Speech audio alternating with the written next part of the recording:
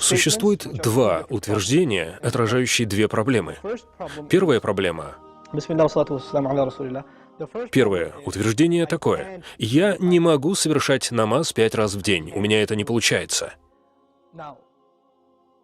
Я тебе не верю. Кто бы ни говорил, что не может, я ему не верю. Знаете почему? Потому что я верю Аллаху. Вы заметили, что я не сказал «верю в Аллаха», я сказал «я верю Аллаху». Чувствуете разницу? Верю в Аллаха значит, что я верю, что Аллах существует, я верю в Него. Но когда я говорю «верю Аллаху», это означает, что я верю в то, что Он говорит. Он говорит, субхану ва тааля. Аллах не возлагает ни на одну душу сверх ее возможностей. Вот что сказал Аллах. Он не возлагает на кого-то больше ответственности, чем тот способен вынести. Вот что Аллах сказал. Вы же говорите, что не можете выполнить возложенные на вас Аллахом обязанности, не так ли? Вы говорите, я не могу молиться 5 раз в день, это слишком много. А Аллах говорит, ты можешь. У меня есть выбор, верить тебе или верить Аллаху. И если вы не понимаете этого, может быть, вы лжете самому себе.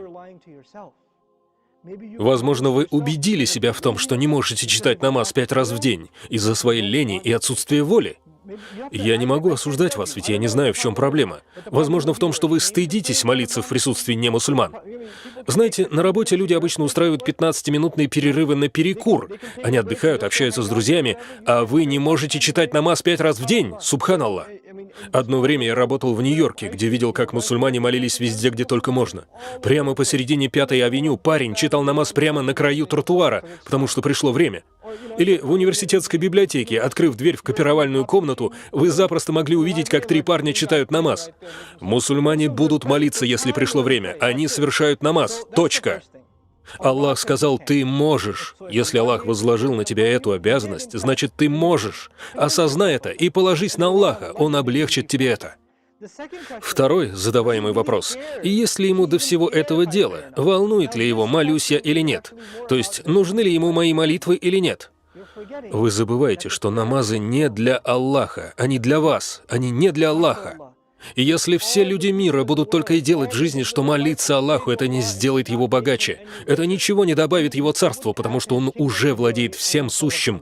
И даже если никто никогда больше не вспомнит об Аллахе, субхану ва тааля, это не уменьшит его владение, его царство, его величие. Мы ему не нужны, это он нам нужен. Чувствуете ли вы, что нужно молиться? Ощущаете ли вы эту потребность в своей жизни?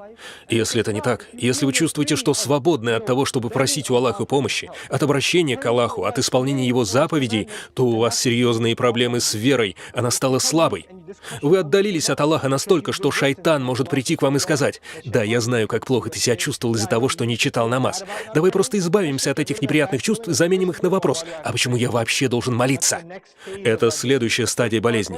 Первая стадия — это когда болезнь хотя бы осознавалась, когда вы ощущали дискомфорт, было чувство вины, и это подарок от Аллаха. Когда чувство вины проходит, и вы говорите, Аллаху не нужны мои намазы, все хорошо, до тех пор, пока у меня все хорошо. И это последняя стадия, о которой я хочу поговорить. Кто определяет, что такое хорошо?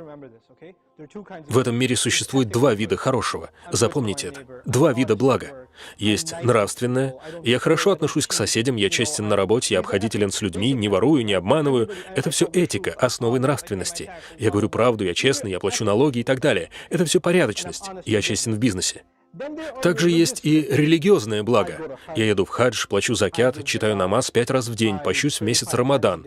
Это уже не просто морально-этическое, это религиозное благо. Религиозные хорошие поступки и просто хорошие поступки, нравственные по своей природе.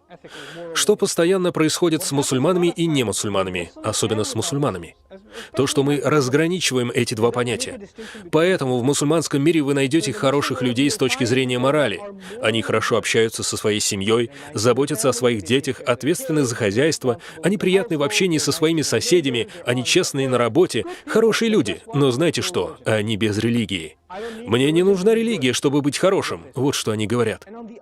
Другая крайность, когда люди молятся, ездят в хадж, платят закят, у них длинные бороды, и одеваются они очень религиозно, но при этом они ужасно относятся к своей семье, обманывают людей по бизнесу. У них глубоко безнравственное и неэтичное поведение.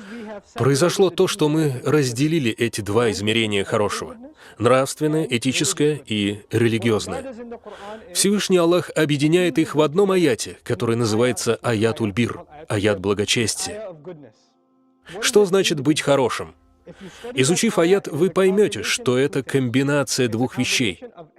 Это сочетание нравственного, выполнение своих обещаний, терпение и толерантность, а также религиозного блага, основанного на намазе, закяте. То есть это сочетание обоих понятий в одном месте. Многие считают, что в состоянии дать определение, что есть добро, но они говорят лишь о нравственных качествах, подрывая тем самым религиозное благо, например, ритуалы, которым научил нас Аллах. Но что Аллах хочет для нас, это объединение двух понятий. Вот тогда человек действительно хорош. Кто-то сам для себя определил, что есть благо, и отверг определение Аллаха. Но мы обращаемся к Аллаху, потому что мы не можем определять что-то для себя. Мы хотим, чтобы Он определил это для нас. Иншаллаху та'аля.